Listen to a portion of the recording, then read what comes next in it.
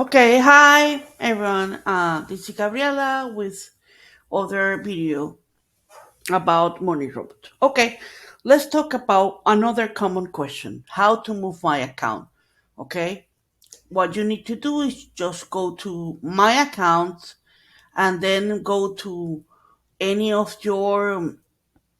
Let's see. Let's go to this one because you forgot. You create a whole campaign and you forgot to put it under the category you want to.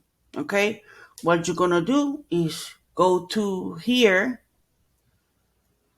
um, grab any of the account or the blog address you want to move.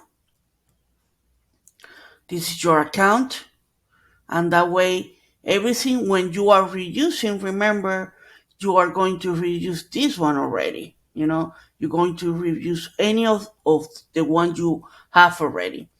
And I completely forgot, and I put like this one and this one. I create a whole campaign, without or within in the category I want to. Okay, that means I'm gonna grab whatever I did, check on here, and then I can check all or just check the ones I want and move it to the category I really want to. Okay, uh, this is successful move to the category I want to. Okay, you see, just in case,